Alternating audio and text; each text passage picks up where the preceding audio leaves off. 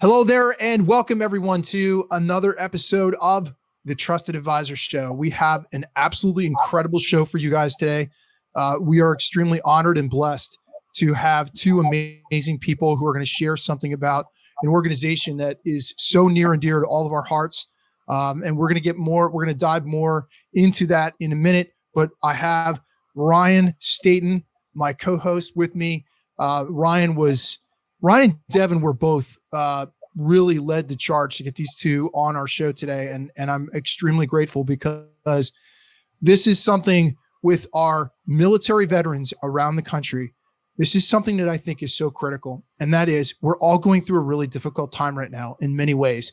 And even more so for those vets who fight for our freedoms and we are where we are because of what they do for us.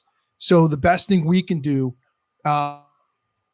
is to give back and help those veterans who are working so hard doing things for us that we are extremely honored to have those freedoms and those abilities and those opportunities. So we are extremely excited to have Lauren Monnelly and Allison Chamberlayne from Hiring Our Heroes.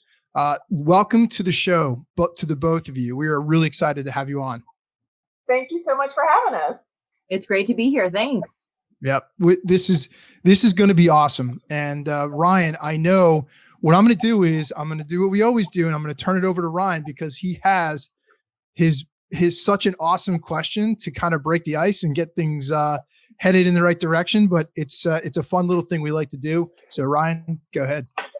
Sure. Well, thank you, Rob, and thank you both for being here today. We're excited to get into some more about hiring our heroes, but also learning about the two of you as well. One of the things that we like to do on our show is give an opportunity to learn a little bit more about our guests. And so, one question we always ask, we'll talk about your professional lives a little bit today, but, our question we always like to lead off with is tell us something interesting about yourselves that would not show up in your professional bio. Okay, first off, let me tell you that knowing that this question was coming was the biggest source of anxiety for me. I was like, what on earth are they going to ask me? So something about us professionally that doesn't show up on our bio, I think, for myself as a military spouse, it's all of those qualifications that I have just because I'm a military spouse. I have taken a family from stateside to Europe and back. I've done it by myself. I've done it with my spouse. I've done it with children, pets.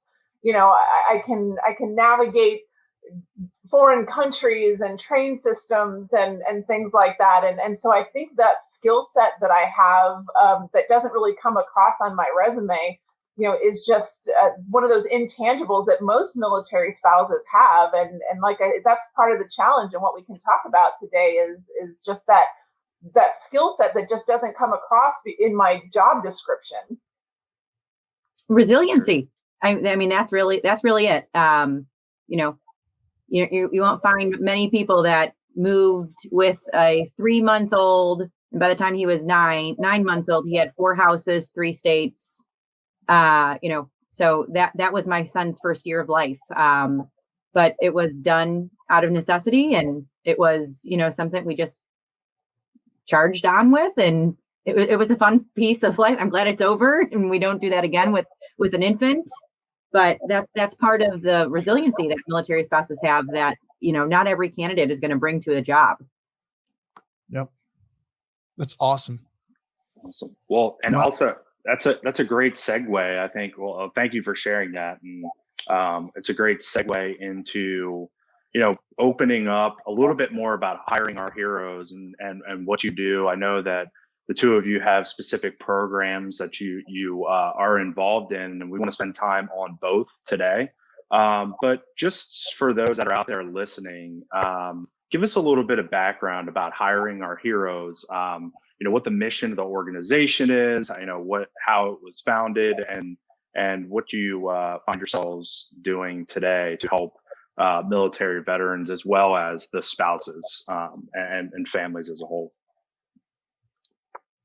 I always pause. I don't know whether Lauren is going to go or whether I'm going to go. You go, Allison. All right. So Hiring Our Heroes is part of the U.S. Chamber of Commerce Foundation, the nonprofit arm of the U.S. Chamber of Commerce. And we were founded back in 2011 in response to the skyrocketing veteran unemployment rate. So, we founded and started hosting events where we would meet veterans and connect them with employers and try and reduce that unemployment rate. And then as time goes on, I believe it was in 2013, the Department of Defense founded their SkillBridge program. And so we're meeting service members now instead of after they've left the military at a hiring event. SkillBridge allows service members in their last 180 days to participate in programs like ours. And so we call it left of transition. Let's move a little bit left of their timeline.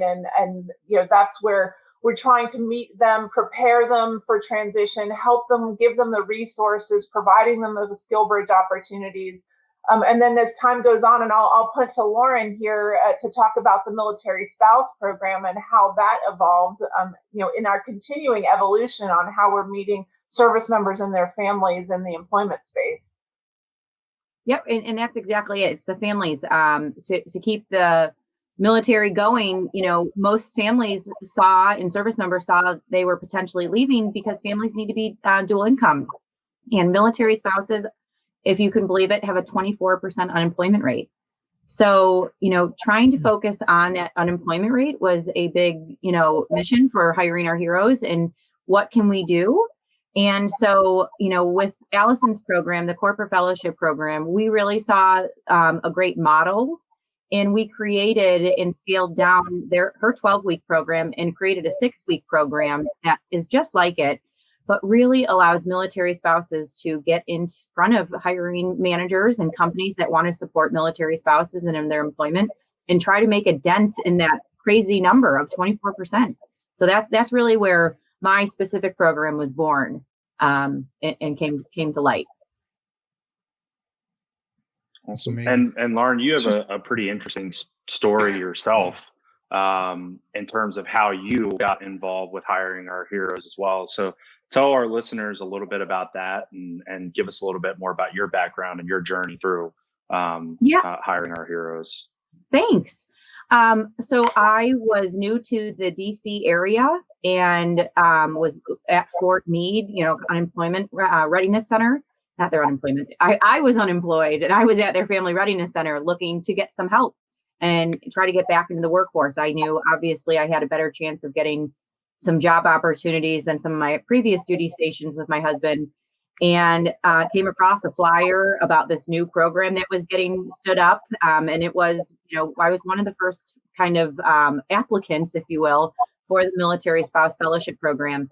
Anne Arundel County really led the charge in creating and helping Hiring Our Heroes really create the Military Spouse Fellowship Program. There was a grant from the Department of Labor that called the Dislocated Worker Grant, and the military spouse falls under that because we are continuously moving and it's hard for us to create a network every time we move. And we all know what 80% of jobs come through networking.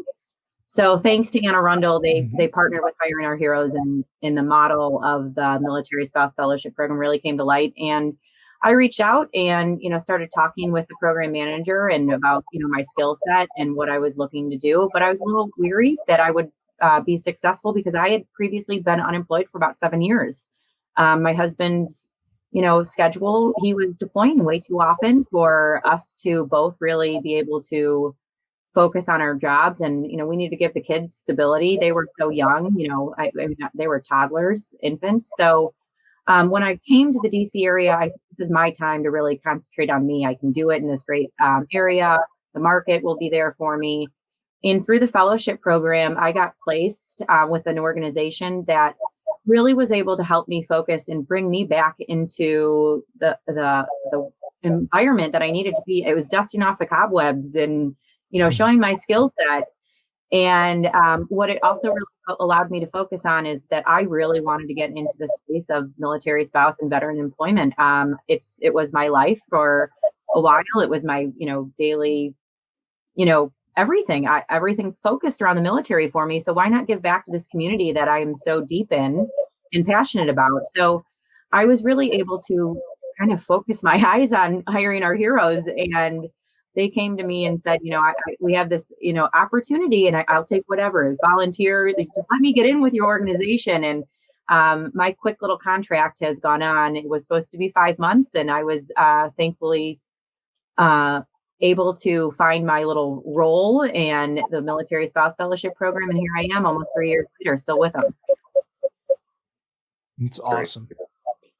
That's great. Well, thank you. Yeah. And so, Allison, tell us a little bit more about your journey with hiring our heroes and how you got started with the organization and what you're doing today. Thanks. I had a typical military spouse professional journey. Every time we moved, I had a different job. My resume looks like I have an attention deficit disorder. I've been in education, I've been in accounting, I've been, I worked at a terminal that took coffee from the growers overseas into, it's just crazy about some of the things I did, along my career. And I just remember one day feeling so unfulfilled, and I saw a Facebook ad for hiring our heroes, and I took a part-time job. I left a full-time career that paid pretty well, and just was so frustrated with not being fulfilled in my career. And so I took a part-time role at hiring our heroes, and here we are almost 3 years later, and I'm in charge of the corporate fellowship program here in the National Capital Region. I've been so fortunate at hiring our heroes in the DC area that I've been able to spend some time in my career on the operations side. So I've worked in our headquarters, getting to know all of our partners in the area, not only the staff of hiring our heroes. We're just over 50 strong at hiring our heroes. So I've been having that time in the headquarters was really helpful for me to understand our total mission, everything that we do. It's almost mind-blowing about all the different nooks and crannies of this space that we're involved in, and also being at the Chamber of Commerce and knowing all the good work that they're doing as well. It's been a great journey, and I'm so happy that I took that leap of faith. As I said, I went from full-time to part-time, and then here I am back even further along in my career than I was when I left that full-time role. That's awesome. That's awesome. So I have actually what is interesting to me is, as I'm listening to you guys, and it's so amazing what you're doing. Like, it's such a, it never surprises me that where people have the highest level of passion and enthusiasm for what they do is by being a product of the product, right? So you guys experienced this in your lives, in your in careers. You are like, you were in the trenches from your side of your perspective, which has enabled you to fuel that passion and that excitement to go and help someone else go. I'm sure you guys went through challenges and stresses, right? And frustrations and all those emotions that go along with being in the situation you're in. And I'm sure, and I want to hear more about this, because I want to dive into this one, is how is that passion and enthusiasm for what, that fuels you every single day to do what you do, a direct result of your own experience? So, Lauren, if you want to share first. Yeah, obviously this program is really close with me being a previous fellow as well. But it's the impact that this program did on me personally, and being able to give back and then see how happy I am able to make some other military spouses when they get placed with a fellowship host company. And then after week 6, they're like, Lauren, I got the job. The offer just came in, or my confidence, just even that. We're really great generalists. You heard Allison say she went through a bunch of different careers as a military spouse. I would do the same with, being in multiple different industries before. And in my host company was like, you're a really great generalist. And I said, you know what, you're right. Like, I hadn't thought about that. And that's the term I like to give myself until I found this space, because I found my passion with this community in this organization. And there's so many other organizations in this space too that do so many great things for this community that it's what, when I wake up every morning, I go to work with a smile on my face, no matter what the day is going to bring, because of the results and the actionable impacts that this program can have, and everything that Hiring Our Heroes does for these deserving community, everyone, the service members, the veterans, and the spouses. That's awesome. So for Allison. me, yeah, we talk a lot in the fellowship program about aha moments, like something that just comes to you as a part of your transition. And I remember my aha moment very specifically. I was sitting at the Chamber of Commerce at our Military Spouse Employment Summit, the very first one I attended. We hold them every spring. And just hearing all the stories of the other spouses and, of people in the administration and employers, I didn't really understand until then that I really had some systemic challenges with my career, that I really was denied some opportunities. Like it just didn't occur to me before. I was like, well, here we move. I have to start over. I just kind of thought it was just the nature of the beast of us moving. And then I'm like, well, wait a minute. This is really a problem. I mean, like, look at all of these spouses that have to start over again and again and again. And I have friends that are educators where they have to get licensed in every state. And so just having that moment where you realize, wait a minute, I am amongst my peers now, and there is something that we can do about this. And there is something that we can join together and combat this military spouse employment issue. Also, I'm married to a 25-year veteran of the U.S. Army, and I joined Hiring Our Heroes right about the same time that he was transitioning. And so it was so fulfilling to be able to kind of funnel him some information and say, hey, this is the tool you need for your toolkit.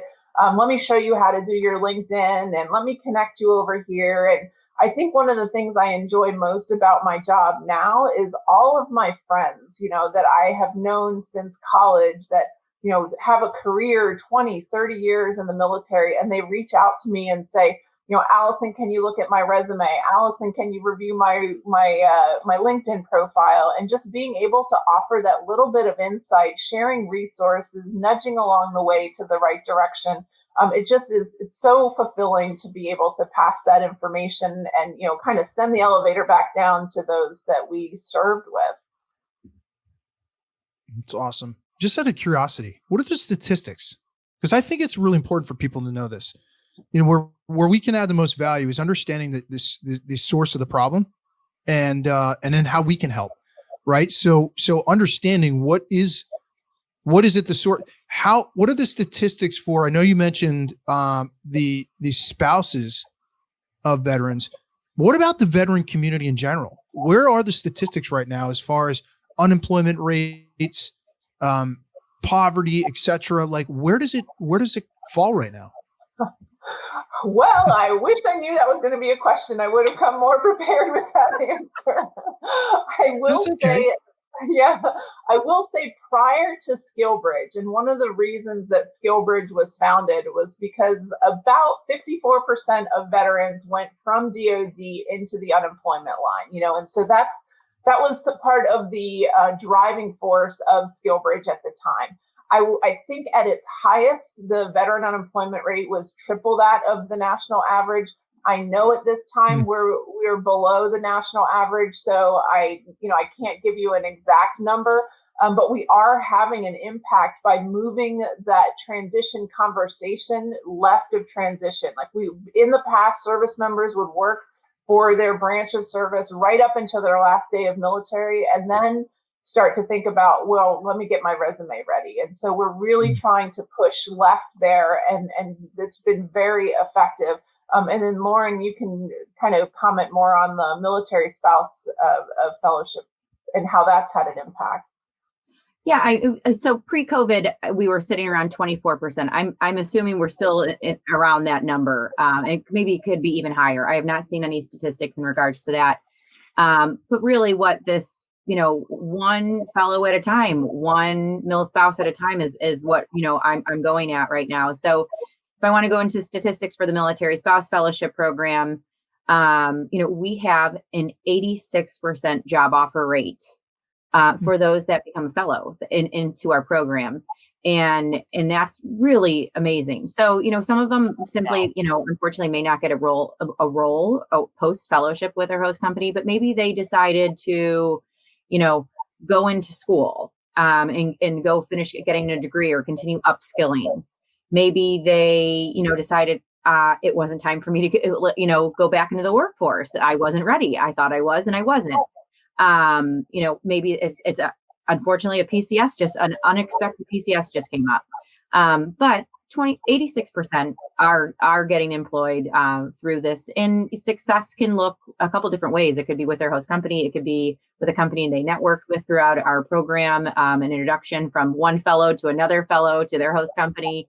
It was really exciting when I just saw one fellow introduce another fellow to their company, and she took another role with a different company because she was introduced, and it worked out for everyone. It's all about this networking that this program really can do to help get that 24%. But I like to look at it as just one spouse at a time because it's just a major issue right now. Oh yeah. Ryan?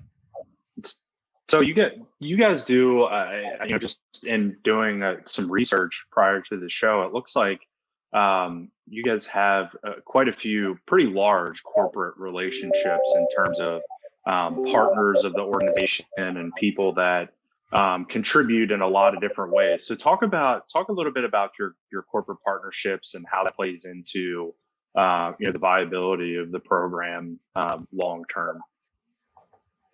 Sure. Yeah. So we are a nonprofit. So we are part of the nonprofit side of the U.S. Chamber of Commerce, and we are completely funded by the generous support of our corporate sponsors. So I can't go into too much detail about like amounts and things like that, but for sure, any organization that wants to partner with us, we can provide a pathway for that. And that's so many different ways. So for example, we have corporate sponsors of our fellowship programs. On the service member side, I'm thinking of, Amazon, Lockheed Martin, Boeing, Cushman and Wakefield, the Schultz Family Foundation. There's so many of these large corporate sponsors that help fund our program and keep us moving forward.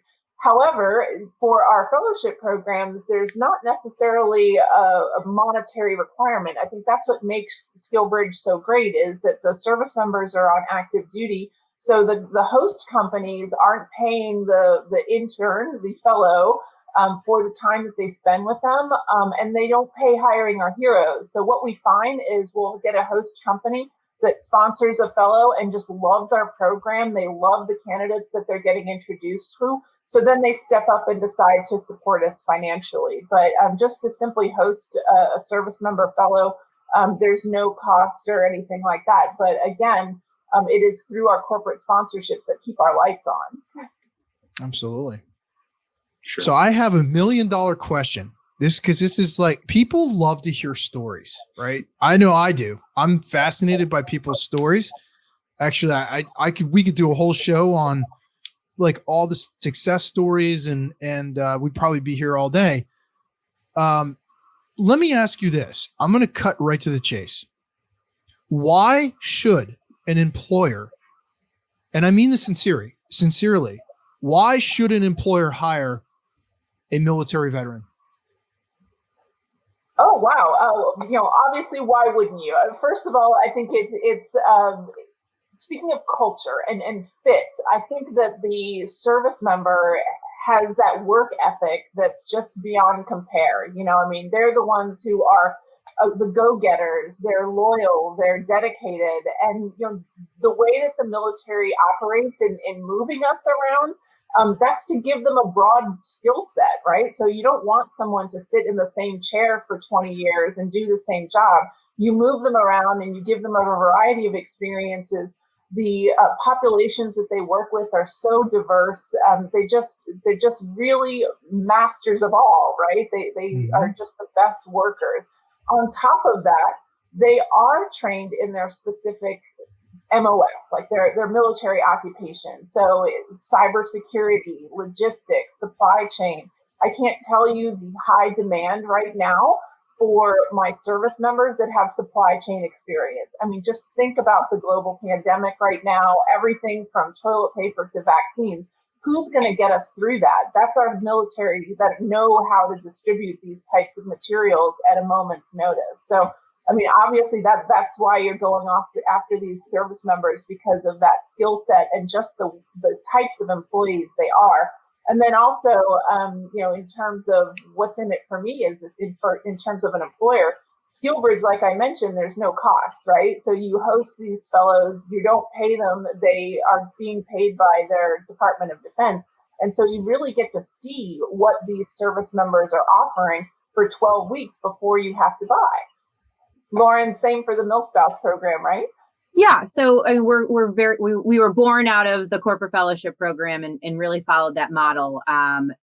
Again, we do pay actually the military spouse, but it's at no cost to our host companies. We have wonderful sponsors like Lockheed Martin, Booz Allen Hamilton, Oracle, Freedom Learning Group, just to name a few, a Wounded Warrior Partner.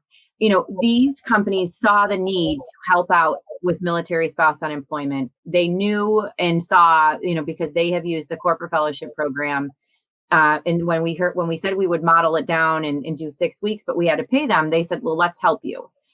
So every fellow gets a scholarship to pay them. So we pay a military spouse $15 an hour, 32 hours a week when they're with their host company. But again, this is no cost to the host company to bring them on. You're going to get a very educated, loyal, resilient, and when I say educated, I would say out of my candidates, I say you have to have an associate's degree.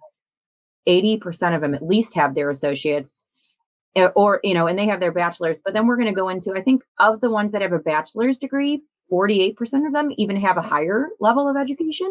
I mean, so military spouses are just continuously getting, educated, getting the certifications and being so well qualified for these roles. They just need a company to understand that military spouse isn't a dirty word. We're going to be at a company, even longer if you give us the opportunity than the traditional millennial. They're saying that millennials stay in a job for 1 to 2 years. And if you give the opportunity to a military spouse, you can let them stay a little bit longer because they're going to see that they can be loyal to this company. And then even if you let them take their job remote, if a PCS comes, even better. I think the only positive thing out of COVID right now is more companies are going to see that they can, work remote.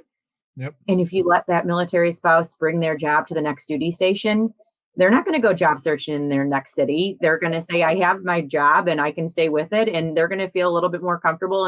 And their service member will obviously feel, really comfortable with each move if their spouse doesn't have to worry about employment opportunities. Yep. Hey, by the way, don't knock millennials, right? They get a lot of heat.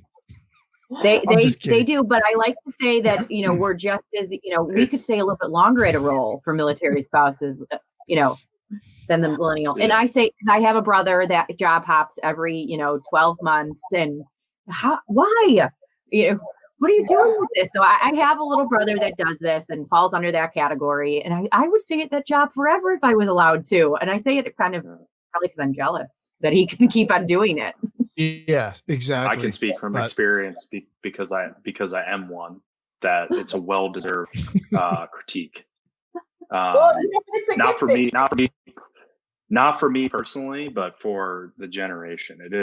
It's different, right? And I agree with what you're saying. You do like the millennial and COVID-19, probably two of the best things that happened to the military spouses. The millennial, like people are,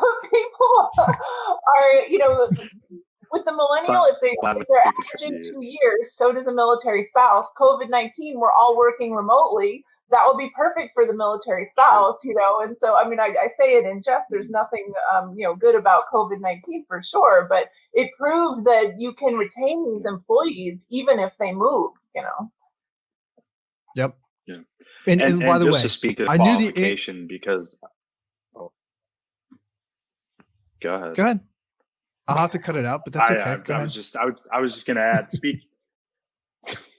just to speak to the qualifications of the candidates. I mean, we got our first run from Lauren sort of a breakdown and got a chance to see some resumes. And I can attest to the fact that there are some pretty qualified individuals. I saw some MBAs on the list, some really strong work experience. So, they're out there. I think that, the reason that they're in the positions that they're in today is because of other sacrifices, sacrificing for family and their spouses, and just ultimately you can see that, there is definitely capability and qualification there. So, we're, full disclosure, we're going to try to do our part to participate in that, see where we can help. But, I would encourage other businesses too to see. I mean, you guys made a very good point for both programs. It's really no cost to the employer. So to a degree, it's kind of a free look at a really qualified individual to see, are they capable of performing in the environment and the culture that we've created as a company. And to be able to do that, I think is unique. And something that is very valuable to the business community. And I would say, I can't speak from experience, but I know you guys have great experience with it. I think there's a lot of people that, take advantage of that program. They see the value there and they end up hiring, those fellows full time and helping them grow their careers in a different way. So I think that's awesome and great. Yeah. Hey, you brought up a really interesting. Here's the word I'd love to talk about a little bit. Ryan, you used the word sacrifice. When I think of a veteran, when I think of someone in the military, the words that get conjured up in my mind are leadership, discipline, sacrifice. Those are the kinds of things that I think about when I think about a veteran and the organization, like all the things that they've done over the course of their lives and their careers in the military. Here's my question. Does it ever get easy when you guys were talking about transitioning all the time, like just never really knowing where you're going to be, or I mean, you probably know where you're going to be, but having to make those constant moves over and over and over? Does it ever get easy? Do you ever get used to it, or do you just kind of like roll with the punches? I mean, I think I would say it just defines our norm, right? Like I was explaining my aha moment. It doesn't feel like you're sacrificing when you're sacrificing because it's just your life, I mean, it's just a matter of fact. And then I think it's only with that 2020, what is it, hindsight that that you realize, wow, I did sacrifice my career. Like I didn't get to do what some of my peers get to do and develop a professional identity, so it in the moment, I don't believe it feels like a sacrifice at all. It's the lifestyle for me. I mean, I knew what I was getting into when I signed up and said yes to marrying my husband. And my career did suffer a little bit, but knowing that there's more and more resources out there to help service members and their spouses with employment opportunities, every PCS, and it's not just Hiring Our Heroes out there.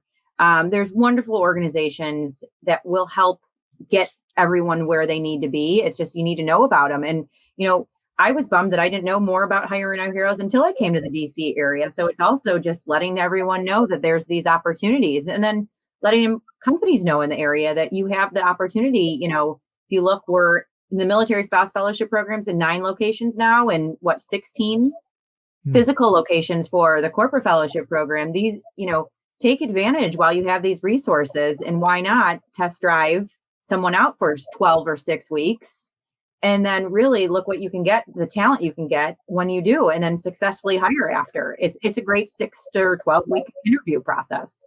And I would say, talking more about sacrifice, as a military spouse, I used to kind of get mad when my grocery store would say, oh, if you're a military family, you get a free pie, for Thanksgiving, or here's free tickets for that. Like, all that's genuinely appreciated. But what would really help me right now is if instead of 6 seconds that the recruiter looks at my resume, if they could maybe give it 10.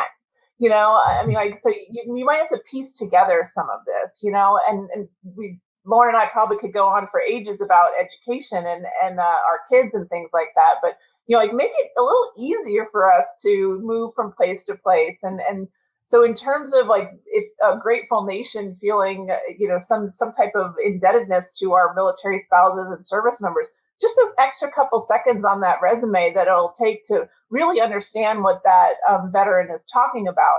We work so hard to train the service members how to translate their skills, how to I could tell you something that one of my service members did, and you would be like, what does that mean? I don't understand what they did.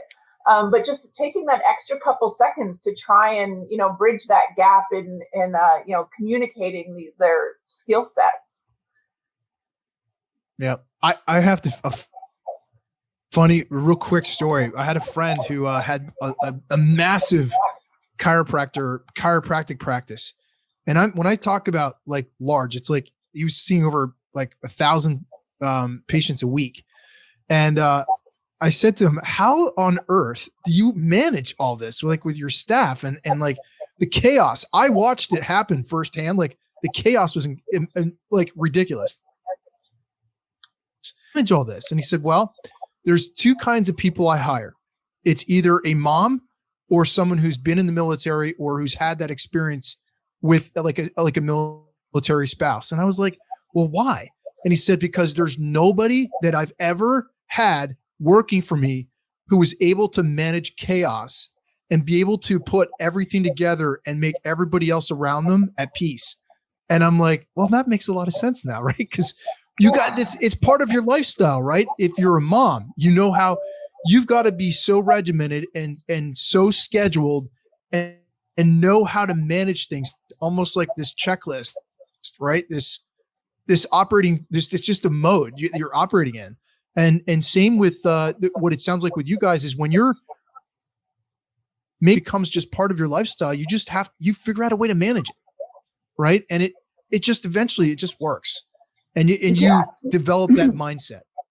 Yeah, and we do try and give tools to our service members and military spouses. So thinking about what I was talking about in terms of translating those skills, we have resumeengine.org, so one of our corporate sponsors, Toyota, has helped us build this tool that helps the service members put in their military occupation and then, how does that translate into civilian speak? How do I communicate that? On the military spouse side, Lauren has My Career Spark, mycareerspark.org, also to help the military spouse craft that resume to really help, kind of spoon feed the employer. Here is everything that I can do. Awesome. Ryan, did you have anything else you want to add? No, I mean, I think that the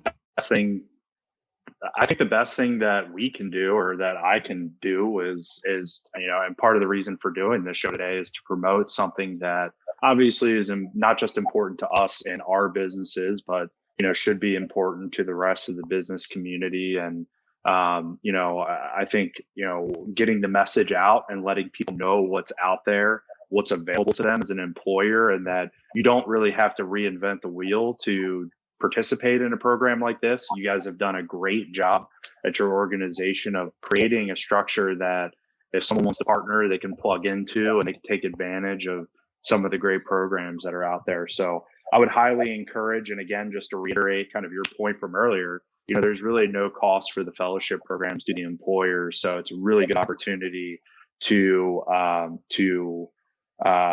participate and help these families in a way that I think you'll be rewarded for, just as you might be rewarding them with a full-time job. I think us as employers will also be rewarded for that experience as well. So, I think that's all I'd like to add, and, just sharing how people can get in touch with you guys with the program. And then Rob, you can take us home. I'm good.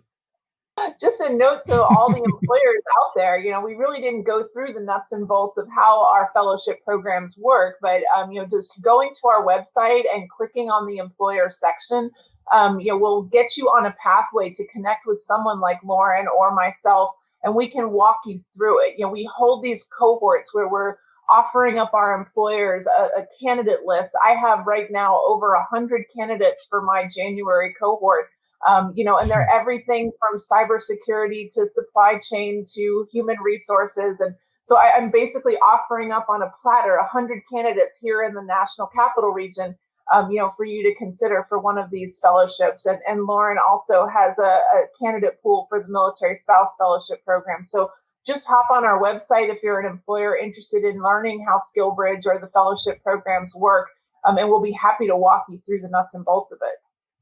And our website is www.hiringourheroes.org/fellowships. And that's where you can find, more about each program. And then there's an employer section there, and there's a host application that you can fill out, and that'll get to us. And I'll tell you what, I'll put all the links in the description in the show notes, and where everybody can, and obviously we'll make it seamless and easy. But listen, anyone who's out there right now who's listening and watching, please take the time to look into this organization. These guys, obviously we want to add value to our listeners and viewers. We also want to add value to organizations like yours. And if there's something we can do to make a positive impact, we're going to do everything we possibly can to do that and give someone an opportunity. And I think that's what we're looking for is just giving somebody an opportunity. It's like saying, hey, I'm really good at this. I can do this. Give me a shot at least, and let me prove myself and show you what I can do. And I think as an employer, that's an awesome thing, because you get a chance to see a different skill set. You get a chance to give somebody else an opportunity. I think that's really meaningful. So my last question for you guys is, all right, you ready? Drum roll. So this is my favorite way to end. And that is, and then we'll start, maybe first we'll start with you, Lauren. If you are, let's say you are sitting in your rocking chair right now and you are retired and you're just kind of sitting there rocking and you're looking back on your life and your career, what impact would you like to have made on the world, and what would you like people to remember you by? Oh, that's pretty helping. I want to help as many military spouses as possible. Everything before this was a job, and this is now a passion. So I want to help as many military spouses and veterans as possible. Allison? Okay. It's a big question, I know. Oh, that's the same question. Yeah, obviously that's why we're in the nonprofit spaces, helping others. And I think the question is daunting when you're thinking about what impact you want to make on the world. That seems like really intimidating. And how can I possibly make an impact on the world? And so I'm thinking back to what Lauren said about one spouse at a time, one veteran at a time. That's really how that we best operate, right? We're really drilling down into the individual service member or the individual spouse and helping them on their journey. And it just does my heart good. We just graduated our last cohort for 2020. And the nicest notes that they're sending, thanking us for these opportunities and letting us know that, they never would be where they are today if it weren't for our help and guidance. And that just means the world to me. And, just that one-on-one interaction. I've even talked to my bosses and things about how your professional development, where do you want to go from here? And I was like, I don't want to lose that connection. I want to stay, where I'm helping service members and families one at a time. And that's really where I feel the most fulfillment. And so that's the impact I want to have on the world, is that someone else's life was made better by my involvement. I mean, right there, you said it all. I mean, that's really, that's touching. It really is, because that is, when you think about it, our lives are all about giving back and giving and serving. And all I care about, even like with the show, I don't care about likes. I don't care about viewership. I don't care about any of that stuff. I think Ryan, myself, and Devin both have agreed. We just want to give value. And even if it's one person who watches the show and says, oh my gosh, I just had an aha moment, or, oh my gosh, I just used that one thing that, you had a guest on or something that was life-changing, and boom, all it is one person. And I think we all agree that's near and dear to my heart is just focusing on one person at a time, one opportunity at a time, and making a big impact. And so thank you so much, everybody. Man, I don't even know. That's a great way to end. And Lauren, Allison, you guys have a great organization, hiring our heroes. Look them up. Ryan, I know you had one final thought. Yeah, I just wanted to say, thank you for being here first, and more importantly, thank you for the work that you're doing. It is something that I think is impactful to all of us, whether you have experience with the military or not. It's something important. It's important work that you're doing, and we're happy to support. And we hope that others out there listening, take advantage of this. And like I said before, it's not just rewarding people that have served our country or have our families of those who have served, but it's also rewarding for us as a business community to help them transition to that next phase of life. So we're excited about participating. We encourage other people to reach out. We'll provide all the contact info and how to do that. And so that's it for me. Thank you again for being here with us. Thank you for giving this platform to us and getting the word out about our programs. Yep, absolutely. Thanks for having us. Anytime. And if you want, listen, one of the things I'd just love to share is anybody who found value in what we talked about today, please consider subscribing, and also sharing this message, sharing this show with others would be the best thing you could do for us and in our mission and our purpose. So with that, we will see you guys on the next episode of the Trust coming up next week. Take care.